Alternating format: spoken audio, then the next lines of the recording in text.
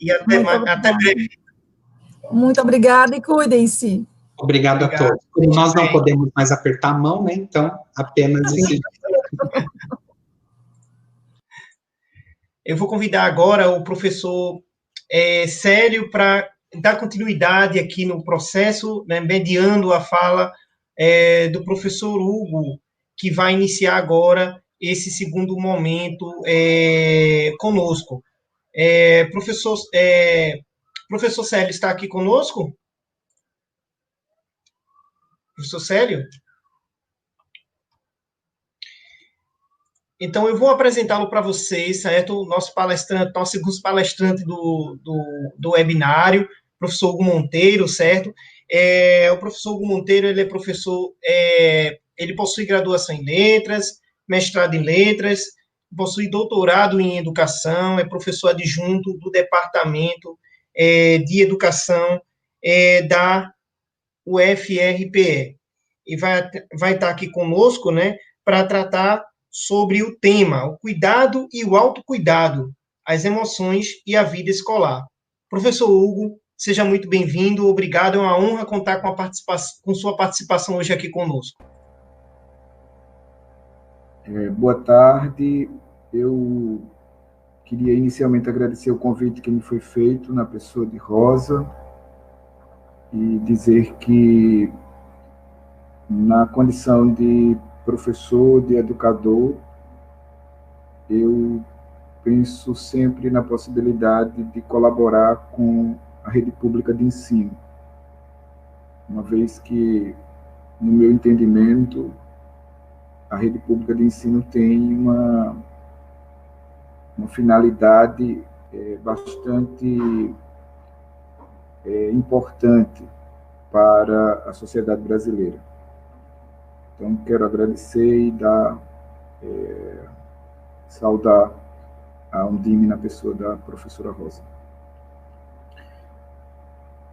Bom, quando eu fui convidado para tratar sobre um tema que relaciona as questões da educação socioemocional com as problemáticas contemporâneas, né? Então, é sobre esse tema que eu vou discorrer com vocês.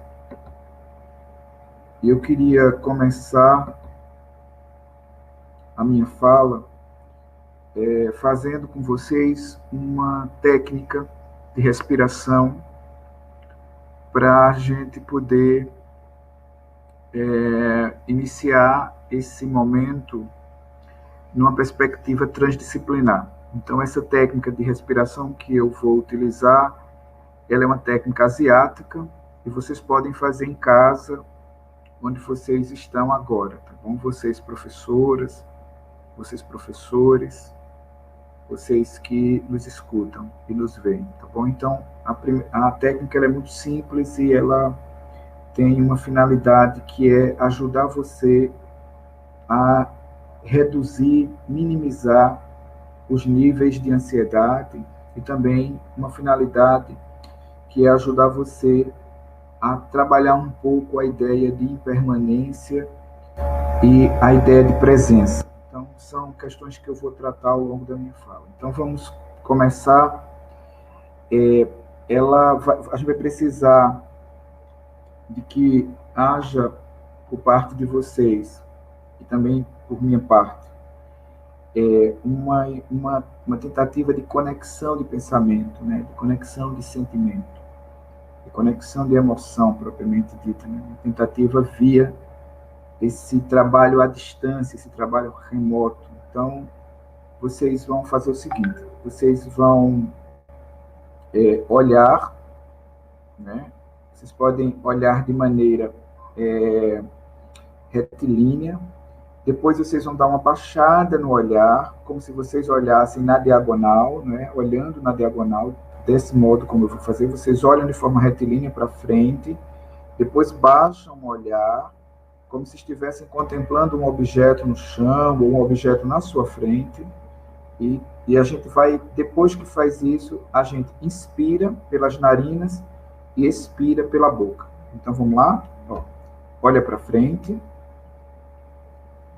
para baixo o olhar, Não precisa fechar os olhos. Inspira. E expira.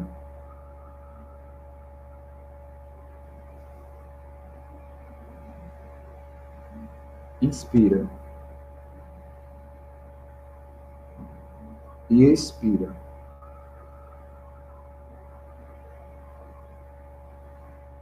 Inspira. E expira.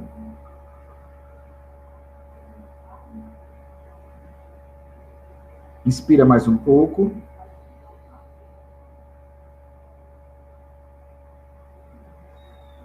Expira.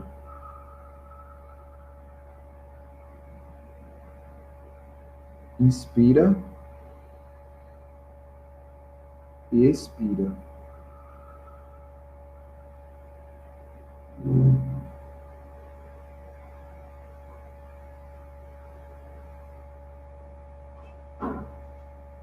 Ok. Essa técnica você pode fazer 3 vezes ao dia, não mais que isso. E você pode fazer todas as vezes em que você estiver em situação, por exemplo, antes de dar aula, antes de participar de uma reunião, durante a participação numa reunião, você pode fazer isso de forma bastante silenciosa, sem provocar barulho, e vai ajudar na redução da ansiedade e na perspectiva da presença, de tentar se manter presente no ambiente em que você estiver. Então, essa é uma técnica importante, muito simples, mas que pode ajudar no autocuidado.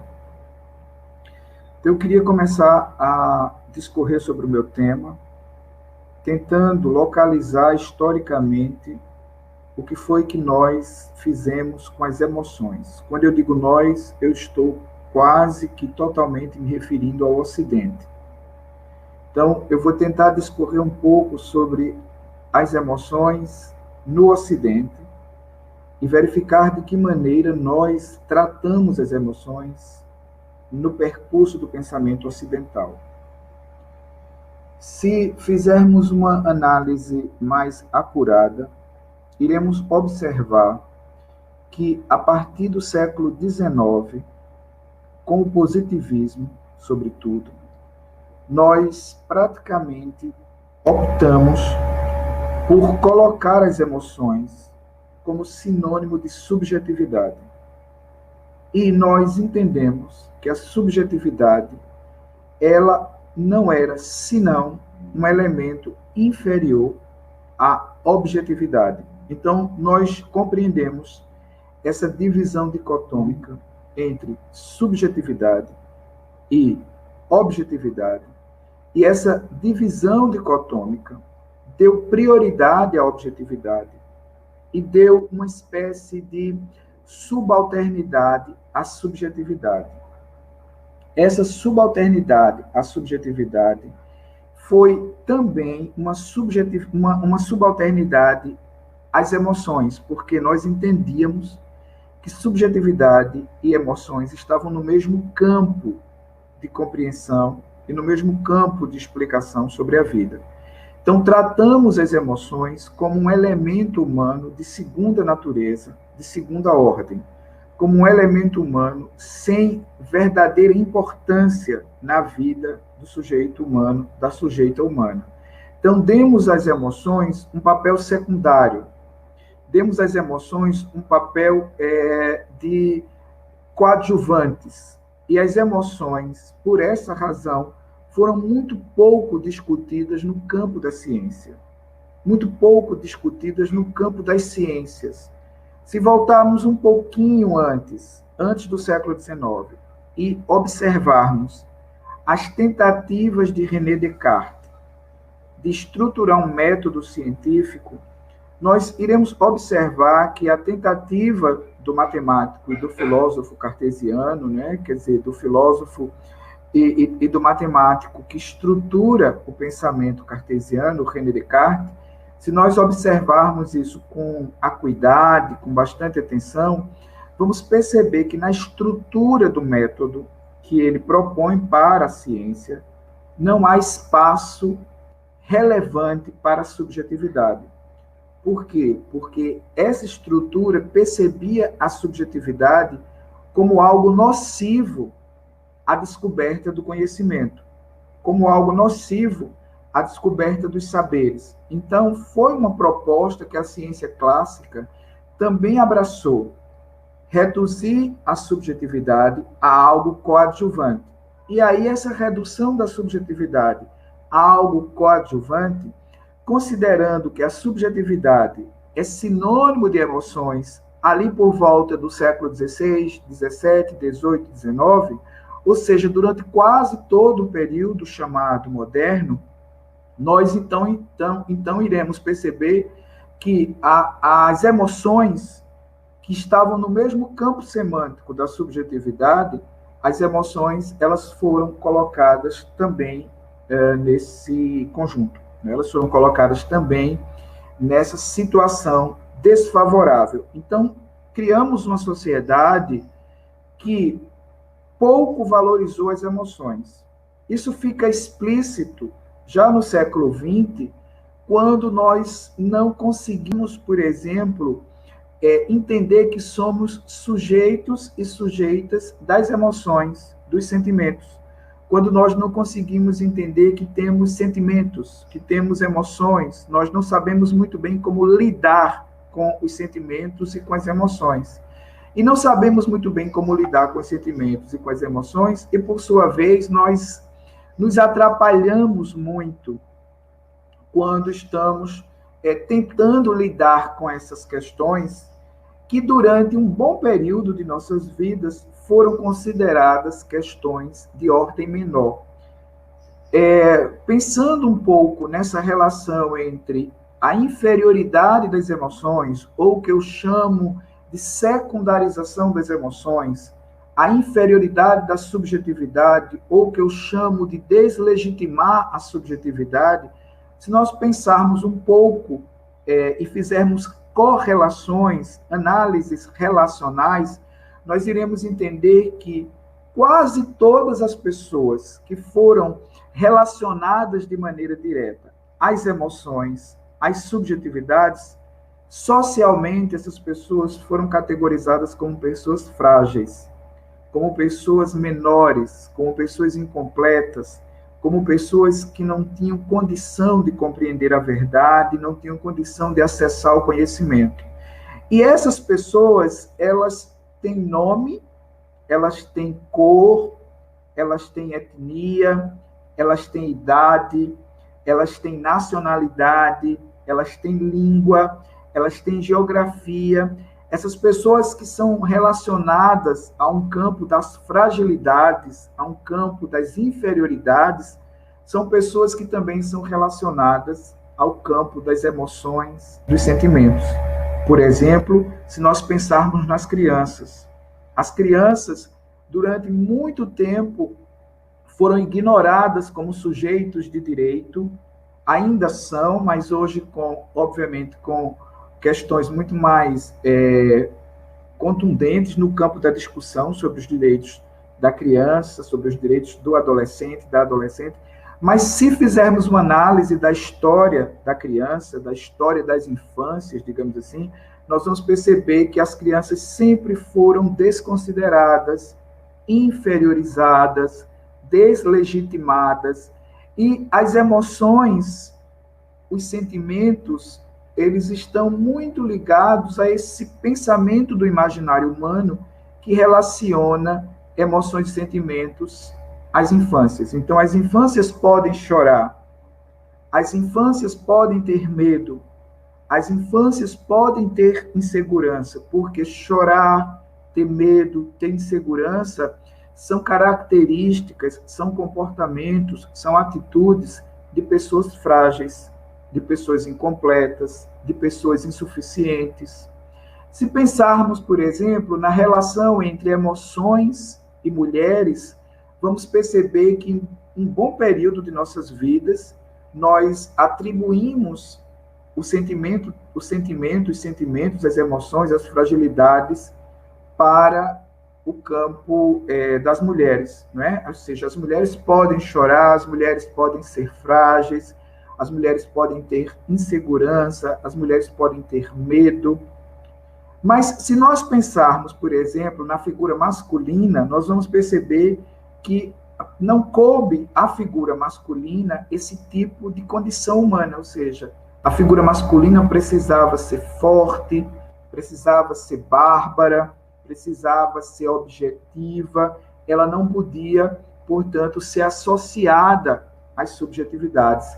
Então, nós não quisemos cuidar das emoções quando associamos, por exemplo, as emoções ao erro, quando nós associamos as emoções à insegurança, quando nós associamos as emoções às incompletudes, às insignificâncias.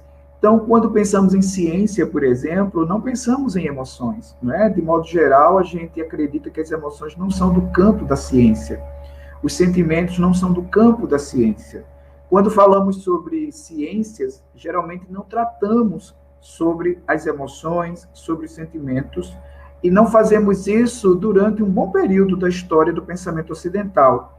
Vamos começar a tentar rever isso já no finalzinho do século XIX, mas ainda com epistemologias muito pouco importantes do ponto de vista daquela época, né? Depois elas tomaram espaços e tempos maiores, mas em um determinado período, todas as epistemologias que foram romper com essa ideia de inferiorizar as emoções, elas foram tidas como epistemologias menores, sem importância, epistemologias não científicas.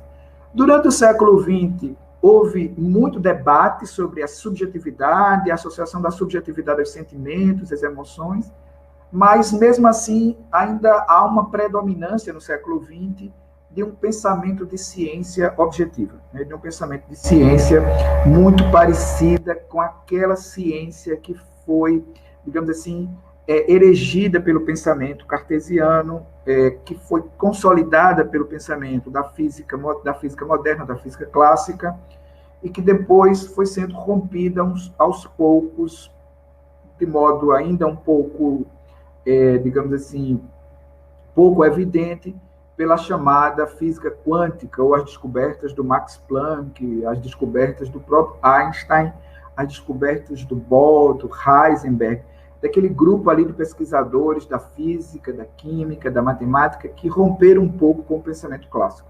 Então, as emoções, minhas queridas e meus queridos, são assuntos, digamos assim, os sentimentos são assuntos que não ficaram associados ao pensamento da estrutura do saber, né? Quando nós pensamos em escola, aquela escola, sobretudo aquela escola baseada no pensamento burguês do século XVIII, aquela escola que foi reformulada para atender às demandas do capitalismo, essa escola, ela colocou as emoções em segunda, terceira ordem, tanto é que nós, quando falamos sobre emoções e sobre sentimentos, a escola ainda é um espaço e um tempo pouco habituado a essa discussão.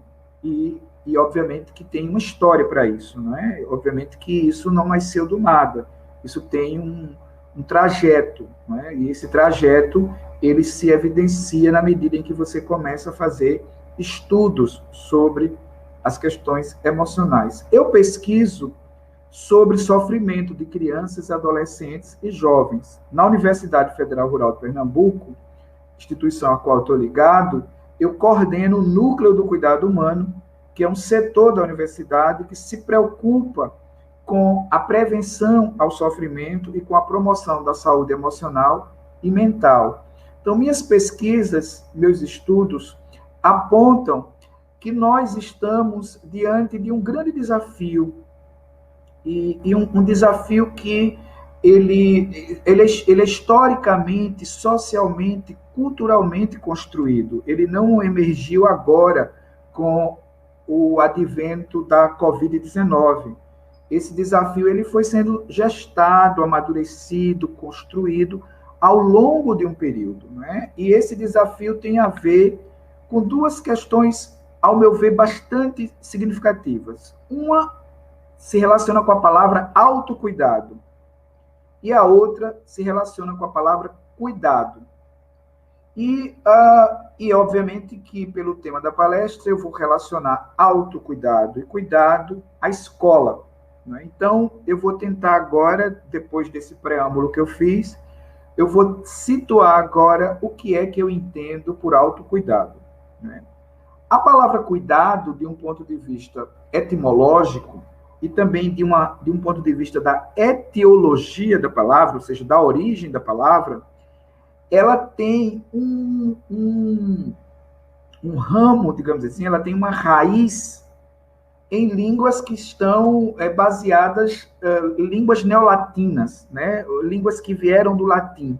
Mas ela também tem raiz em línguas gregas. Então, ela também tem raiz em línguas que vieram do grego. Que, geralmente, no Ocidente, você tem línguas muito profícuas, digamos assim, como o português, que vieram desse campo, né? Então, nesse campo, a palavra cuidado, ela se relaciona com a palavra cura. Então, quando você estiver falando sobre cuidado, você está também remetendo à ideia de cura. E, obviamente, quando você está falando de cura e cuidado, você relacionar isso com a palavra auto, você está falando da autocura, do autocuidado.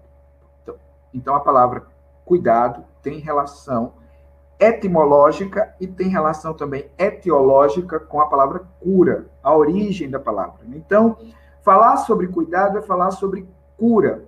E falar sobre cura é, de certo modo, perguntar, não é, o que é que se quer curar, ou o que é que se cura, o que é que se pretende curar, o que é que se pretende cuidar, o que é que se pretende trazer de forma saudável, contemplando esse movimento no raciocínio mais do pensamento, nesse pensamento transdisciplinar que eu me referi, que iria tentar fazer a abordagem com vocês. Então, se curar, se autocurar, se autocuidar.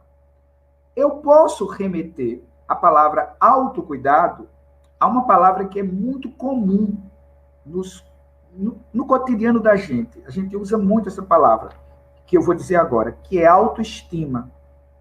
Ou seja, a autoestima é a estima por mim. Quando eu digo autocuidado, de algum modo eu também estou dizendo autoestima, ou a estima por mim. Quando eu digo autocuidado, eu estou dizendo também autoproteção, ou seja, eu estou me protegendo. Então, autocuidado remete à autoproteção, remete à autoestima, remete à autocura. Como é que eu me cuido? Como é que eu me protejo? Como é que eu me curo? Essas são as questões muito importantes na construção da condição humana.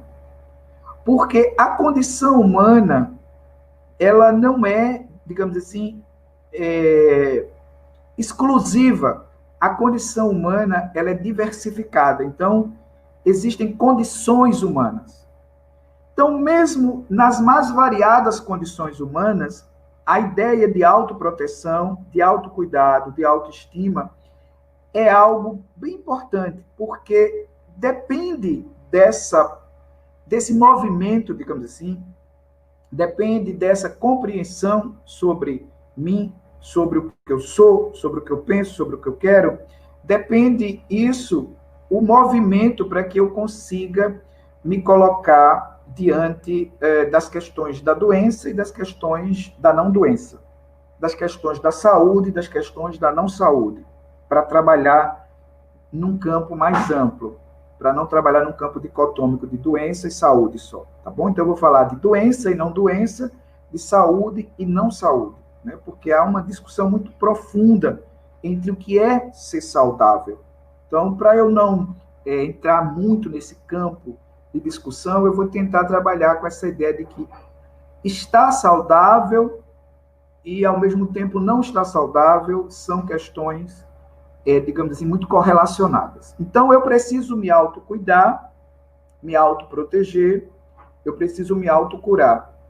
Mas, Hugo, como é que a gente faz isso? Quer dizer, como é que eu faço isso no cotidiano da vida? Como é que eu faço isso no cotidiano da escola? Como é que eu faço isso diante de uma pandemia, por exemplo? em que 4,5 bilhões de pessoas precisaram ficar isoladas dentro de casa. Como é que eu faço isso diante de situações desafiadoras, de dificuldade, como essas situações nas quais nós estamos inseridas atualmente? Primeiro ponto. É importante demais que você se pergunte agora, nesse exato momento, o que você tem feito de bom por você? E aí eu vou para campos mais físicos, orgânicos. Você tem tomado água? Essa é uma pergunta central. Por exemplo, eu estou aqui conversando com vocês, dialogando, né, nesse diálogo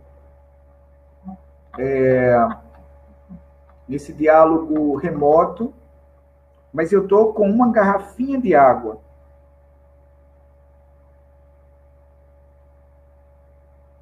Eu preciso tomar água.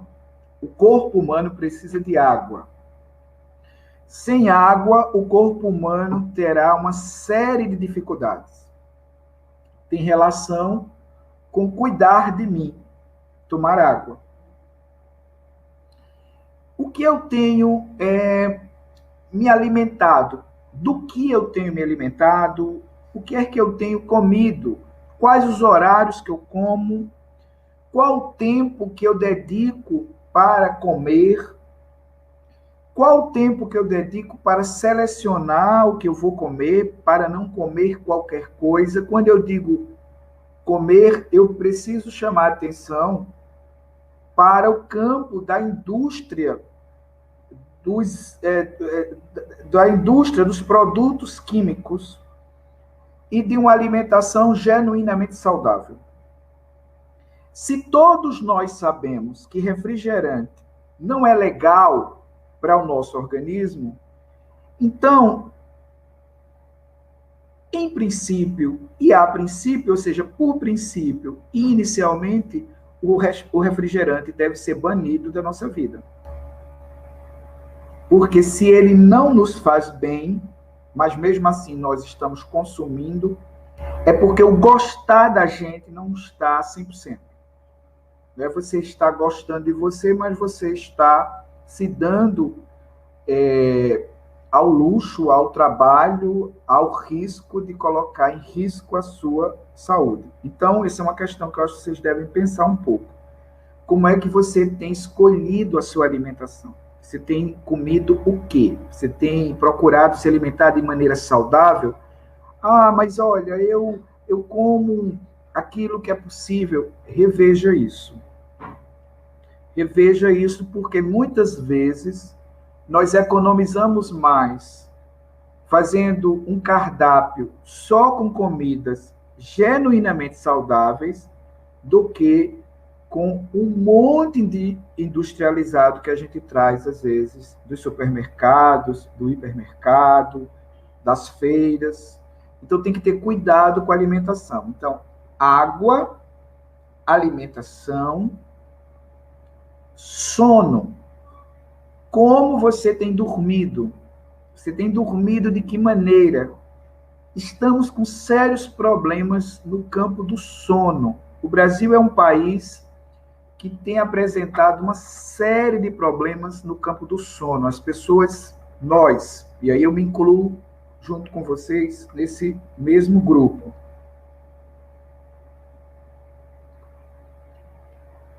Temos trabalhado pouco o sono. Nós não estamos dormindo bem. Vocês sabem que todas as pessoas que tentam suicídio, todas as pessoas que têm ideação suicida, elas têm problemas vinculados a distúrbios do sono. A depressão tem uma relação com o distúrbio do sono. A síndrome do pânico tem uma relação com o distúrbio do sono. A síndrome de ansiedade também tem relação com o distúrbio do sono. Você pode dizer, mas eu tenho ansiedade, eu tenho ansiedade patológica, mas eu não tenho problemas relacionados ao sono. Faça exames especificamente sobre o sono, exames neurológicos, exames de imagem, e você vai verificar que o seu sono ele tem problemas. Então, o sono ele é fundamental para você se cuidar. Então, tomar água, se alimentar, dormir. Quarto ponto, exercício físico. Você faz atividade física? Nesse período agora, você conseguiu manter a atividade física? O que foi que você fez para poder alongar o corpo? O que foi que você fez para poder se movimentar? Se passou muito tempo sentado diante da máquina, é importante que você cuide fisicamente, faça exercício físico. E esse exercício físico, ele pode ser realizado tanto no campo da educação física, quanto no campo da yoga, por exemplo, quanto no campo das danças. São variações que podem ajudar muito. Eu tenho visto resultados muito significativos com a yoga, com a dança. A dança eu poderia explicar para vocês a razão, e a yoga também, mas eu não creio que o meu tempo não me permita fazer essa elucubração. Mas, de todo jeito, pensem nisso. O físico relacionado com a atividade física é fundamental. E uma sexta questão que eu queria chamar a atenção, que essa, para mim, é pedra de toque, que é como você convive e com quem você convive. Às vezes, nós convivemos com pessoas que são tóxicas. Essas pessoas que são tóxicas, elas nos assediam, elas nos perseguem, elas, muitas vezes, no caso da adolescência, da criança, elas praticam bullying, cyberbullying. Então, tem que encontrar um caminho de sair das relações tóxicas. As relações tóxicas, elas apontam muito para um descuido. E é muito comum que nós que vivemos experiências tóxicas e que estamos na condição de vítima, não saibamos sair sozinhas ou sozinhos das relações tóxicas. Então, eu sugiro que, na medida em que você se conscientize de que vive uma experiência tóxica, mas você não consegue sair sozinho, não consegue sair sozinha, e é uma característica de quem está vivendo a experiência tóxica, você peça ajuda, você dê sinais explícitos de que você quer sair daquilo, mas não consegue sozinho, não consegue sozinha, e que precisa que alguém ajude você. Então, se cuidar é se perguntar como é que você está vivendo, como é que você está existindo, o que você está fazendo. Esse é um elemento central, o autocuidado, a autoproteção. Então, ficar em casa, por exemplo, que às vezes eu escuto muitas pessoas reclamando porque estão em casa, mas a compreensão de estar em casa precisa estar voltada para a compreensão da autoproteção. Eu não estou em casa porque eu estou sofrendo um cerceamento. Eu estou em casa porque eu estou me autoprotegendo. Eu não uso máscara porque eu quero diminuir a minha capacidade respiratória. Eu uso máscara para não ter problemas com a minha capacidade respiratória. Então, o cuidado, o autocuidado, ele tem muito a ver com a emoção da gratidão. A emoção da gratidão é um tipo de emoção que mexe com os elementos emocionais, mexe com os elementos cognitivos e também mexe com os elementos comportamentais. Uma pessoa grata, ela, de modo geral, tem o exercício do autocuidado na vida dela. Então, vamos exercitar o autocuidado. Ele é muito importante. Ele é bem importante. E aí eu sugiro para vocês que todas as vezes que você se der conta de que não está se autocuidando, você respira, aquela técnica que eu ensinei no início, e diz, eu vou me autocuidar. Não é? Então, se preocupar com a alimentação, com a água, com o sono, se se preocupar com exercício físico, se preocupar em não se permitir viver relações tóxicas. As relações tóxicas podem nos levar a um adoecimento profundo. Nessa mesma linha de pensamento, o cuidado.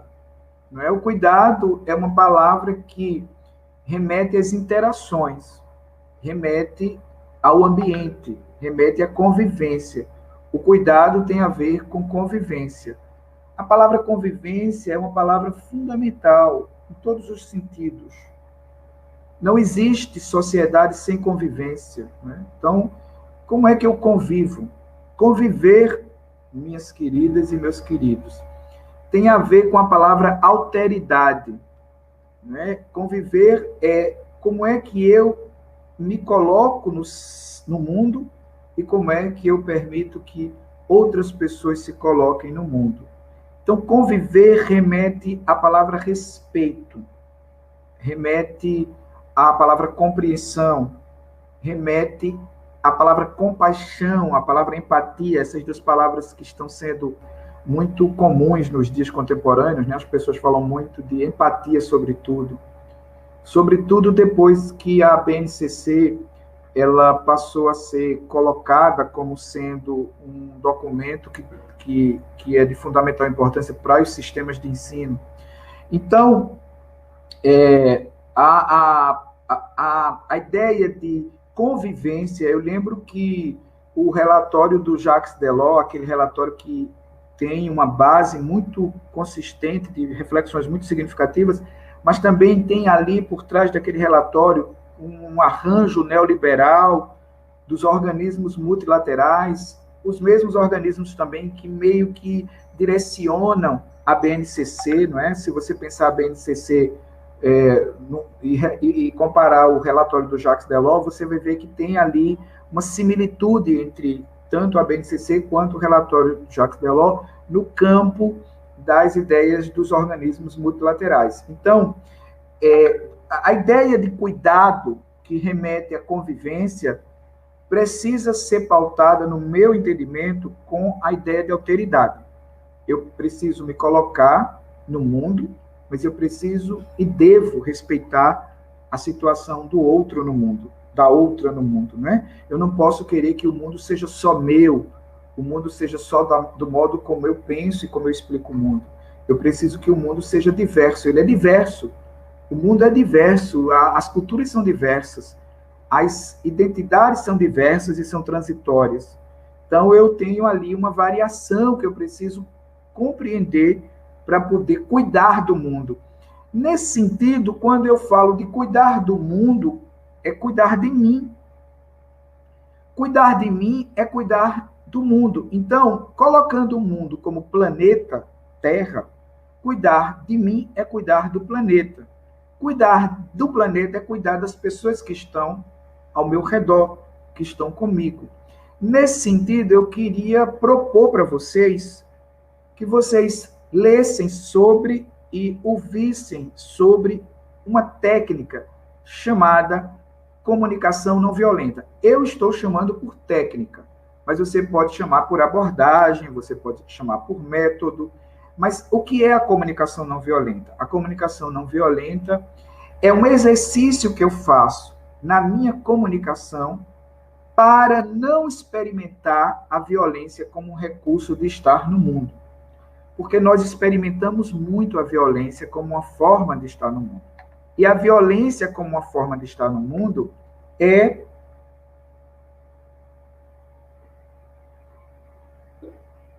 a violência como uma forma de estar no mundo é tentar eliminar a alteridade da outra pessoa, a alteridade alheia, como eu chamo.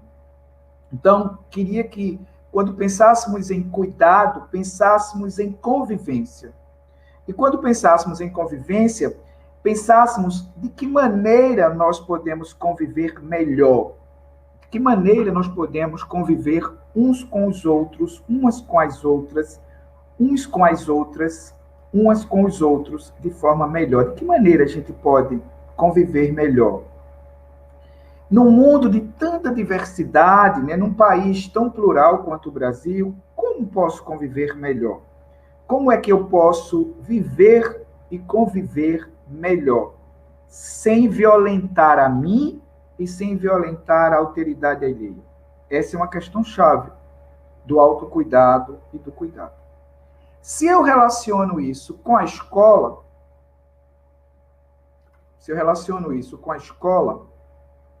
eu preciso entender como a escola, uma instituição que é uma instituição...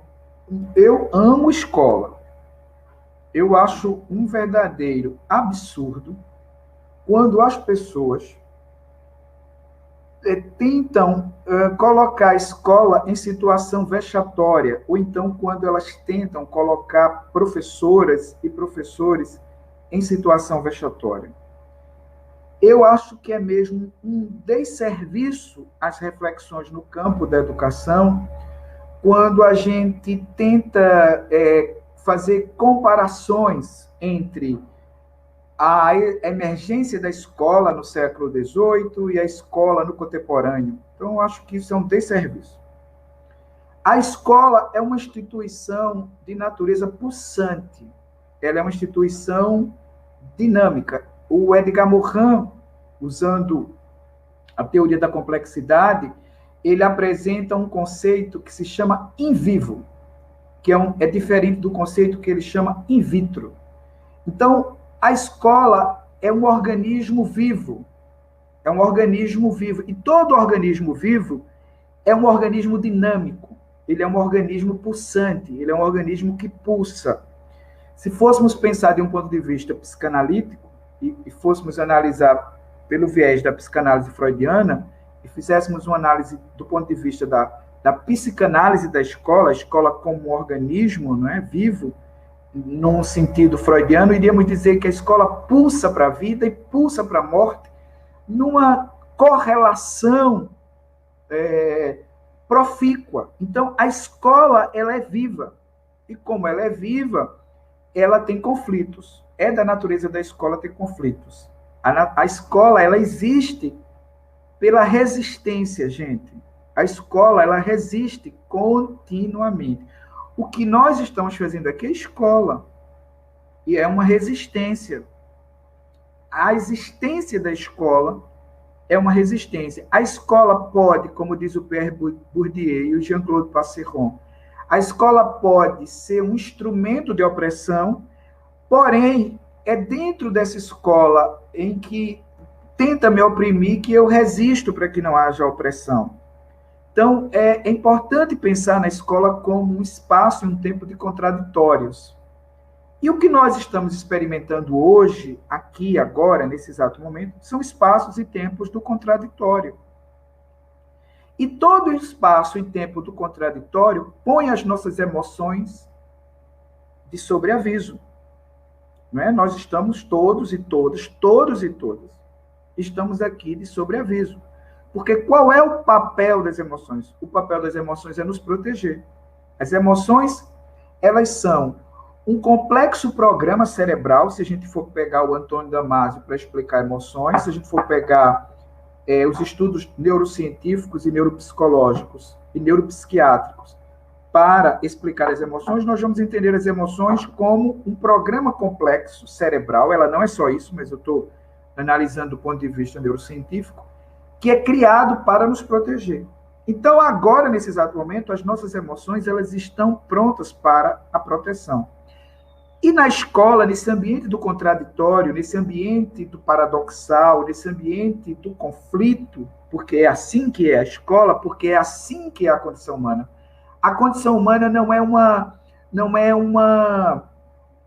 um objeto que você pode fazer mensurações com a régua matemática de Euclides. A geometria de Euclides, ela não serve para todas as condições humanas.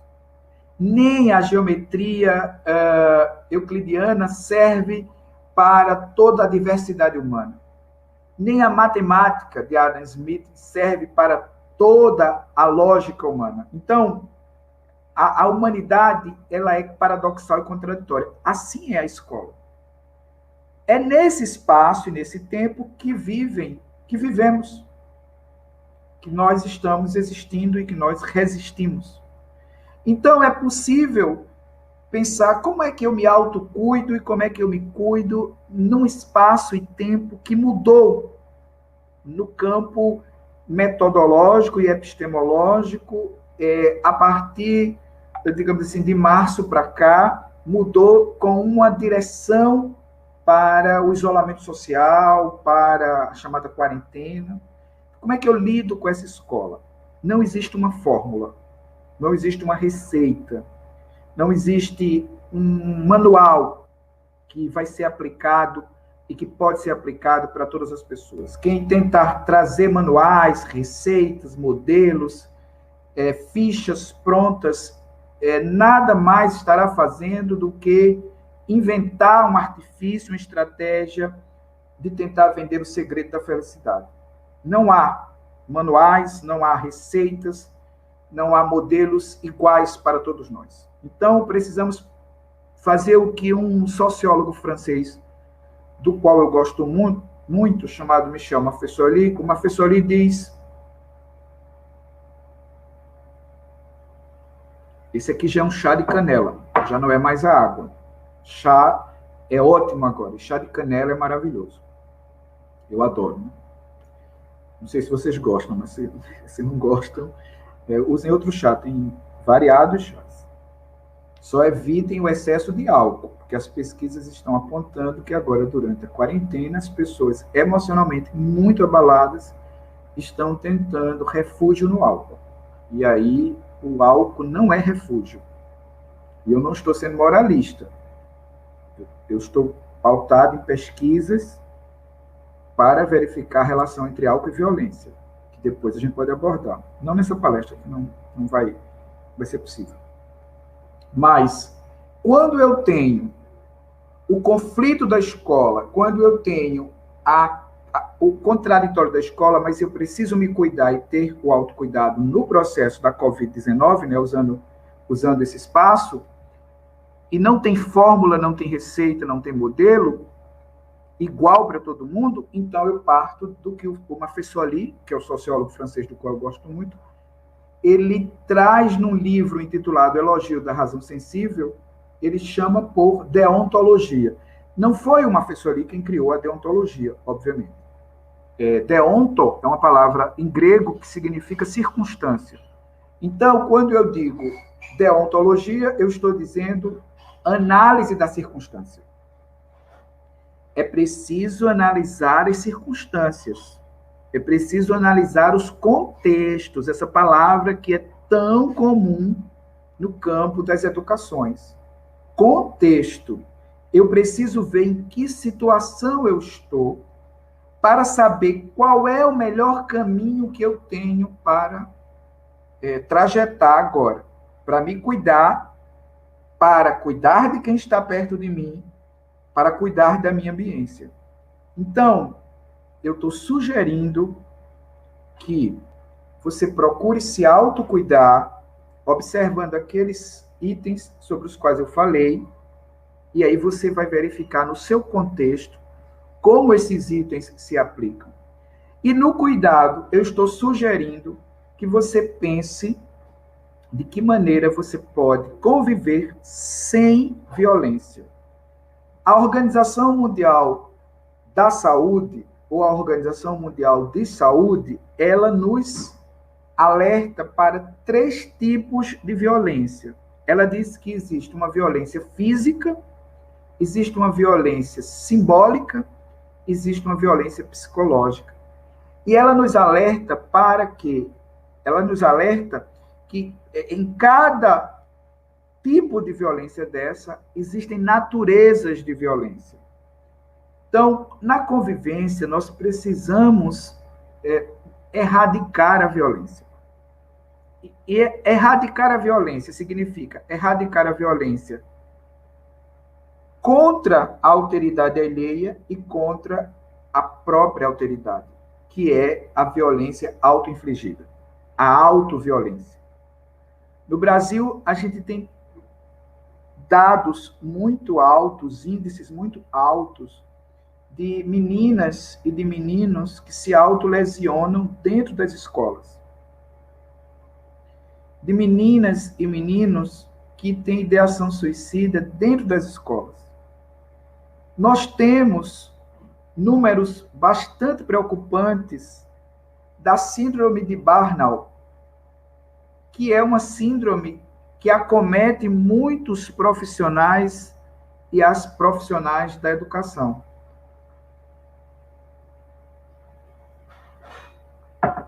Essa síndrome foi estudada já várias vezes e tem um trabalho da professora Luísa Maciel, trabalho de doutorado, ela fez aqui em Recife, fazendo análise com professores da rede pública, que da síndrome de Burnout, essa síndrome que é uma síndrome que acomete muitos profissionais da educação. Além dessa questão, você vai ter, então, as violências, e aí essa questão que eu estou me referindo tem relação com a violência.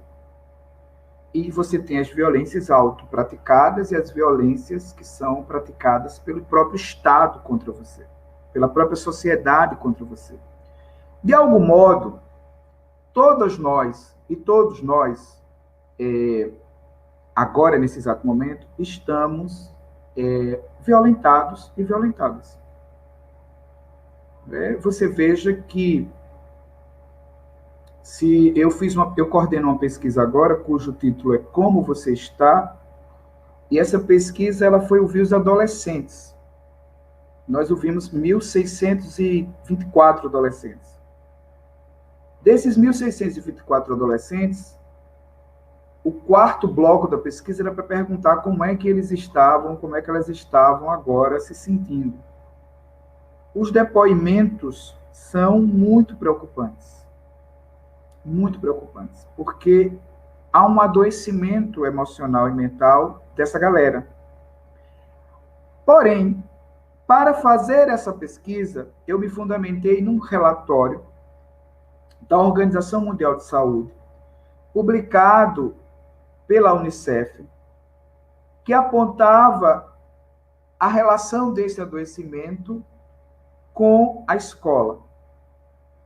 E nesse relatório, nós íamos encontrar a figura da docência. Nós, professores e professoras, também estamos adoecidos e adoecidas. E tanto as nossas crianças, nossas meninas, nossos meninos, quanto nós, estamos adoecidos e adoecidas porque somos vítimas de violência. Somos vítimas de violência. Nós somos violentadas e violentados diuturnamente. Como é que a gente faz diante disso, né? Eu tenho publicado sobre isso e eu tenho tentado explicar que existe uma diferença entre tratar as pessoas com violência e tratar as pessoas com cuidado. Então, eu estou propondo aqui nessa palestra que a gente tente focalizar a vida no cuidado para desconstruir a violência. Todas as vezes em que eu vou tratar a violência com violência, eu fomento e crio mais violência. Então, é fundamental agora, nesse momento em que todas nós e todos nós estamos numa experiência de violência, que nós possamos construir experiências saudáveis. E nessa relação com a escola, não há receita, não há modelo, não há manual igual para todo mundo, mas eu queria, agora finalizando a minha reflexão, eu queria sugerir para a gente, para mim, para vocês, 3 coisas. Primeiro, se auto-perdoe e perdoe de forma intensa, porque quando você perdoa, você consegue ampliar o seu campo de atitude sobre sua própria vida. Então, não guarde mágoas e ressentimentos. mágoas e ressentimentos vão levar você para um campo de dor e de sofrimento muito difícil. Então, não guarde isso. Trabalhe o perdão. Perdão é terapêutico. Perdão não é esquecer o mal que nos fizeram, mas perdão é não viver dependendo do mal que nos fizeram, entendeu? Não é concordar com o mal que nos fizeram, mas é não ser subjugado e subjugada pelo mal que nos fizeram. Então, usar o perdão. Não se compare. Não se compare, não alimente em você exercícios de comparação. Não se compare a ninguém. Cada pessoa tem uma trajetória nessa existência. Então, não se compare. Qualquer tipo de comparação vai levar você para um campo de dor e de sofrimento. Então, evite comparações. Não se compare com ninguém, né? Nem para se autoproclamar, nem para se diminuir. O exercício da não comparação é fundamental, fundamental. E uma outra questão que não é muito dita em palestras acadêmicas, como eu havia refletido com vocês, nós evitamos falar sobre questões emocionais, subjetivas. Uma outra questão que eu queria propor para vocês era que cuidassem do espírito, cuidassem da espiritualidade. Bom, como é que eu cuido da espiritualidade? Bom, eu não tenho religião, né? Eu tenho, inclusive, críticas bastante contundentes aos modelos religiosos que a gente tem na sociedade humana, ou nas sociedades humanas. Mas a espiritualidade tem a ver com a minha relação com o sagrado. O sagrado, ele ocorre desde eu forrar a minha cama até eu, quando vou lavar o meu rosto. O sagrado tem a ver com a plantinha que eu cuido, tem a ver com um bom dia que eu dou, tem a ver com abrir uma janela para receber a luz do sol. É muito importante cuidar da espiritualidade. A espiritualidade é uma dimensão metafísica que nos ajudará muito do ponto de vista das emoções. E eu não sei se vocês observaram, mas eu fiz duas pronúncias com a mesma palavra durante essa fala diferente, né? Duas pronúncias diferentes durante essa minha fala, com a mesma palavra. Uma palavra de origem inglesa, que é o burnout, ou uma palavra de origem inglesa, que é o burnout.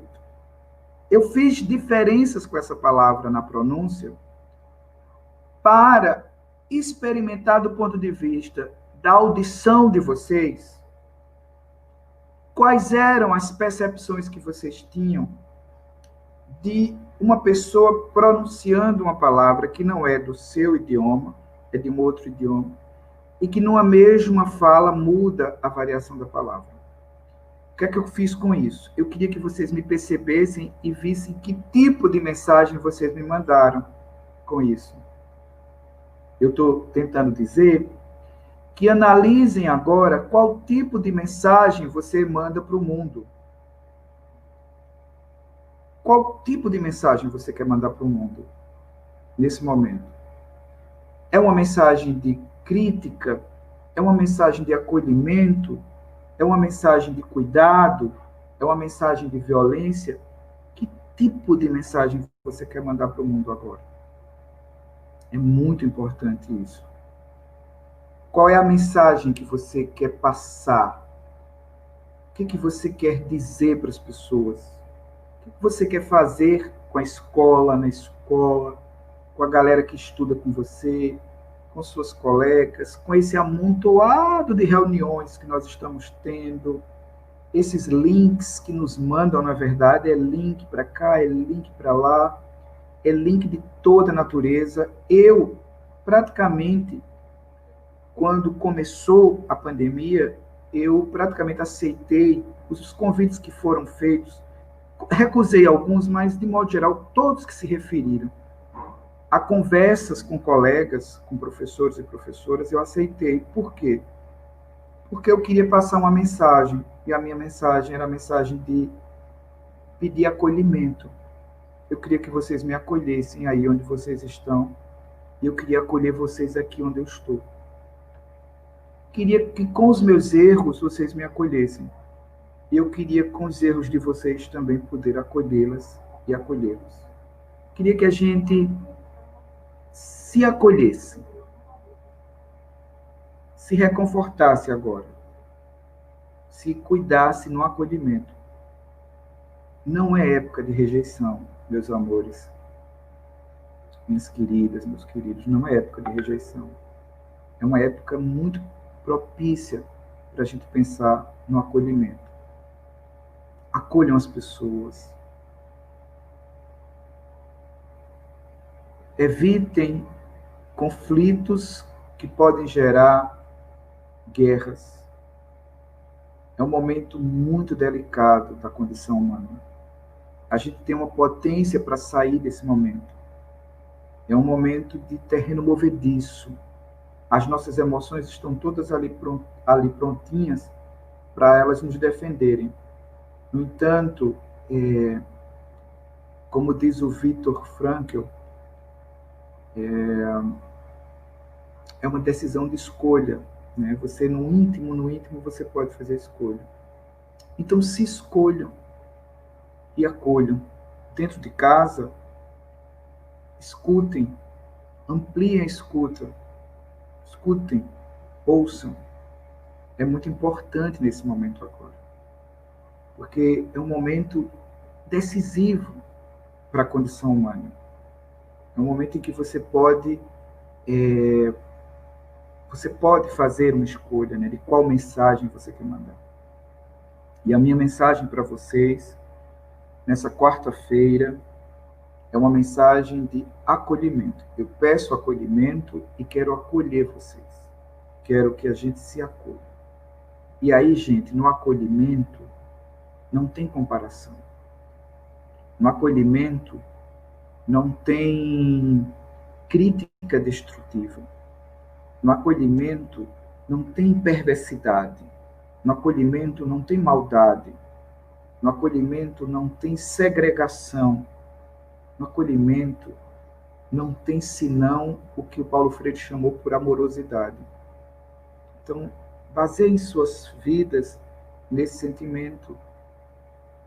E a gente vai exercitando isso no cotidiano, no dia a dia, nas coisas mínimas. Ah, Hugo, mas eu não posso mudar o mundo. Não é para mudar o mundo. É o teu mundo ali, pertinho de você. Então, se cuide.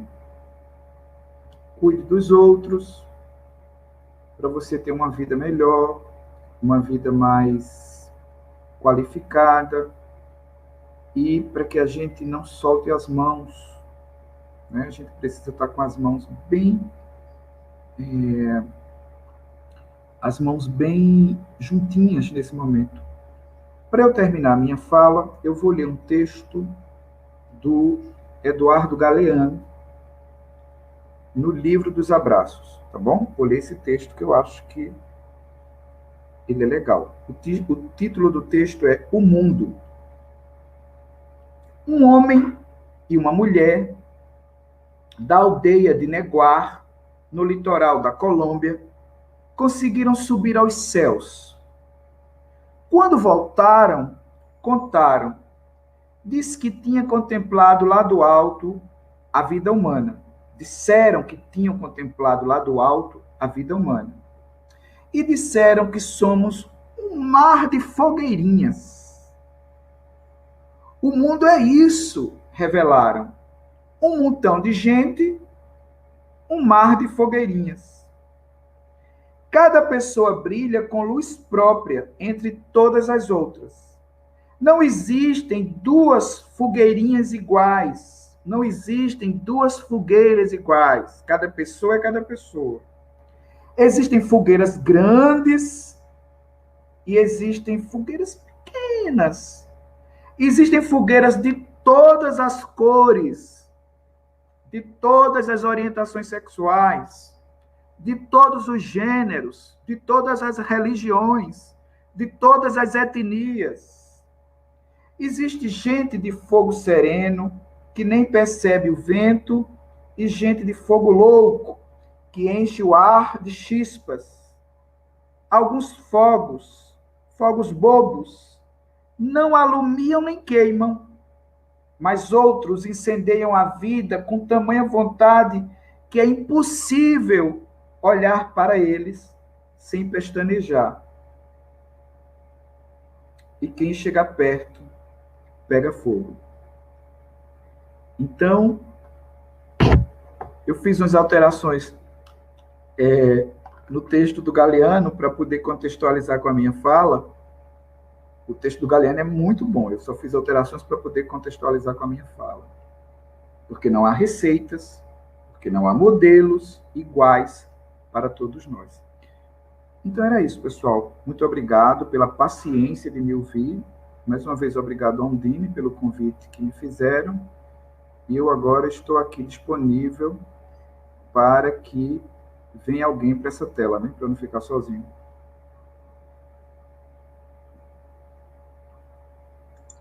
Boa noite, professor Hugo.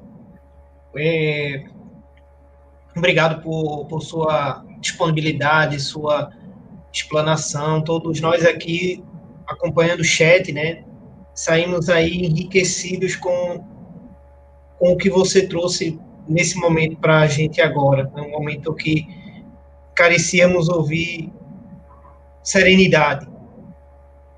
E a sua fala transmite isso a todos nós. Nos transmitiu, né, ao longo do seu espaço. Né? E com o texto que você colocou aí do Galeano, né, somos um mar de fogueirinhas, cada pessoa com luz própria. E é isso que somos, né? Cada um com suas diferenças, suas distinções, seus defeitos, suas qualidades, suas virtudes. E o mais importante é, como você bem colocou, se aceitar, né, e compreender cada um da forma que cada um é. Então, muito obrigado, professor Hugo, e contamos sempre com sua colaboração, com sua participação, com sua parceria, né, sempre disponível ao Ondine, sempre solícito ao Ondine, né, e agradecemos muito. Professor Natanael está aqui conosco, fazer os agradecimentos e as colocações finais para a gente concluir ele de hoje. Uma excelente tarde com um ótimo início de noite, né, Max? Professor Hugo, nós, enquanto Ondine Pernambuco, ficamos extremamente felizes e agradecidos pela sua importante fala, né, e contribuição aos nossos dirigentes e técnicos de secretaria, todos que estiveram conosco nessa tarde. A gente sabe que, para além dos técnicos das secretarias de educação dos municípios, para além dos nossos dirigentes, né, nós temos também pessoas, profissionais de educação, das mais diversas, com as mais diversas atribuições, que estão acompanhando. E, com certeza, a sua fala, né, essa abordagem que nos traz a necessidade desse autoconhecimento, dessa autoafirmação nossa, o quanto isso é valoroso do ponto de vista profissional também. Humano, na amplitude do entendimento humano, mas também nesse momento de pandemia, no que diz respeito às características, essas variantes do profissionalismo. Então, professor Hugo, nosso agradecimento, assim, nosso abraço muito fraterno, e a Ondine Pernambuco, com certeza, todos que estão nesse momento abraçando essa causa conosco, desse projeto, estão felizes com essa tarde, esse início de noite, com tamanha aprendizagem e amplitude do conhecimento de si próprio que você nos trouxe, viu, professor? Muito obrigado, em nome de todos que fazem a Ondine Pernambuco, da Secretaria Executiva, da diretoria, o próprio Max, que é o nosso mediador nesse momento, sempre trazendo essa fala de todos que fazem a Ondine. Nossa gratidão, professor. Então, para você também, Natanael, obrigado, Maxwell, e obrigado a Rosa. Fiquem bem, se cuidem e continuem na resistência desse trabalho, tá bom? Obrigado, professor. Semana que vem, de volta com a 21ª quarentena. Estamos juntos aí, né, professor Natanael? Com certeza, Max. Um abraço a todos. Fiquemos em paz. Proteção divina a todos nós.